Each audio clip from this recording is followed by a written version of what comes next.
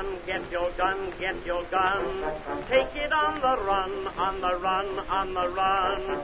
Hear them calling you and me, every son of liberty. Out her boys in line, over there, over there. Send the word over there, that the Yanks are coming, the Yanks are coming, the drums rum-tum.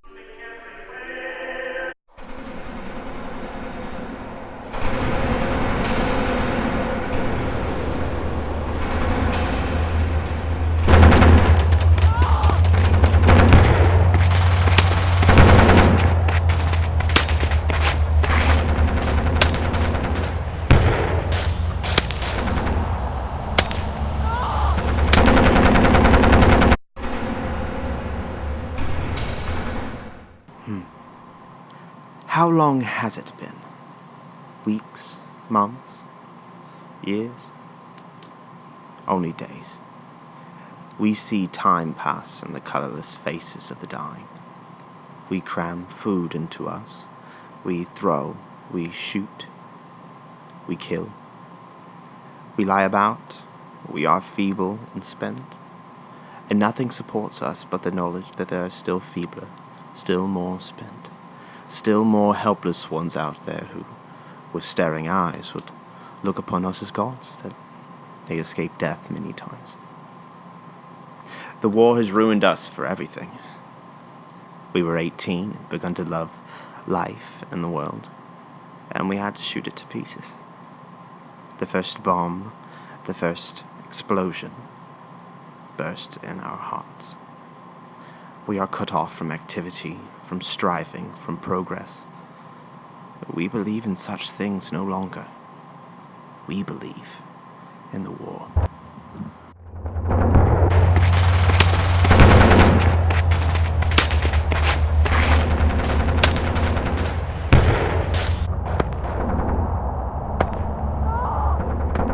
I saw one of those guys who'd already taken cover there get hit in the back with a bullet. I'll never forget the sight of that hole. Like it was made with a drill. A little whiff of smoke coming off the burnt cloth, the man's violent somersault, a groan, and then the stillness of death. Where the connecting trench joined in, an unfortunate fellow was stretched out, decapitated by a shell, just as if he'd been guillotined. Beside him, another was frighteningly mutilated. I saw, as if hallucinating, a pile of corpses. But they had to bury them right there in the trench. There's no one here but the dead.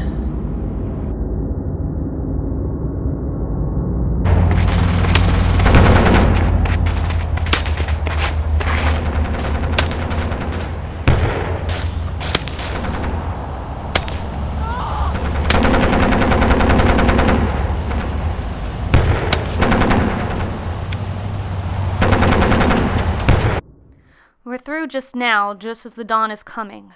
I don't know whether I'm sleepy or not, but when I close my eyes, the bandages go on rolling and winding and staining crimson. The blur of faces is still there in the sputtery light, and I can hear the ceaseless shuffle of feet. So I'm writing this until it all goes away and I can finally sleep.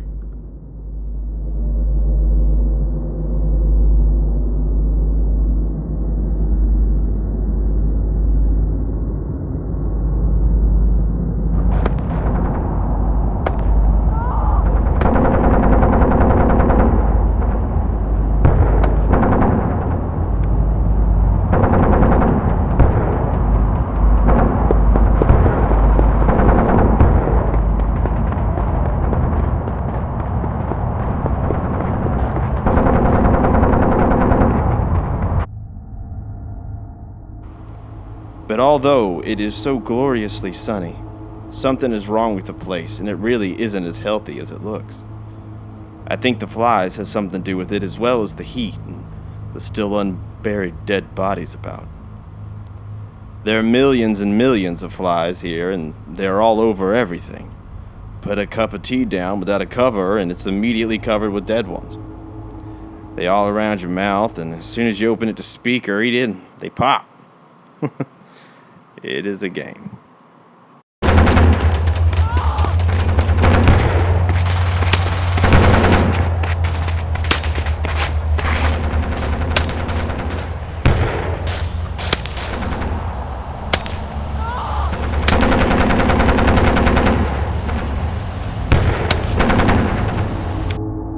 Things are just too awful for words. We only found a bare piece of ground with wounded men in pain, still in filthy, blood-stained clothes, lying amid stones and thistles.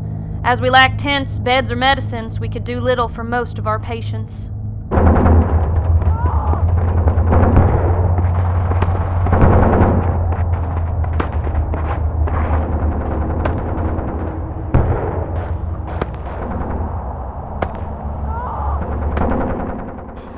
Men laying over wounded and dead. Some was being carried. We wish we could have helped all the wounded, but we couldn't. We had to leave them there and keep advancing, ducking from shell hole to shell hole all day. We live in a trench, and it's a mercy it don't rain. Otherwise, we'd be washed away. The fighting just lately has been terrible. Our shells knock the enemy all ways, and the sight in the trenches that we take is awful. We wear our respirators because of the awful smell of the dead. I'll never get the sight out of my eyes, and it'd be an everlasting nightmare if I'm spared to come home. I'll be able to tell you all about it, but I cannot possibly write, as words fail me. I can't describe things.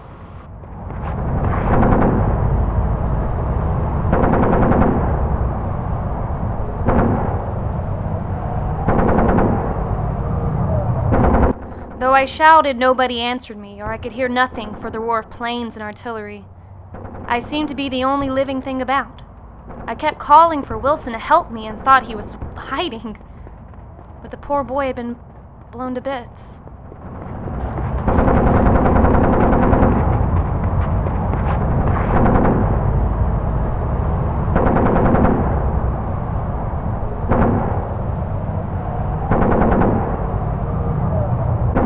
Again, the old excitement, the rush, the noise of guns and trembling of the earth from exploding shells. But this time it was different. This time the guns shook our blood. The shells exploded in our very hearts. I felt numb and bewildered. Only then did the enormous crime of the whole thing begin to come home to me. All very well to celebrate, I thought. But what about Charlie? What about all the Charlies? In Flanders fields the poppies blow, between the crosses, row on row, that marks our place, and in the sky, the larks still bravely singing fly, scarce heard amid the guns below. We are the dead, short days ago, we lived, felt dawn, saw sunset glow, loved and were loved, and now we lie in Flanders fields. Take up our quarrel with the foe, to you from failing hands we throw. The torch be yours to hold it high, if ye break faith with us who die. We shall not sleep, though poppies grow in Flanders fields.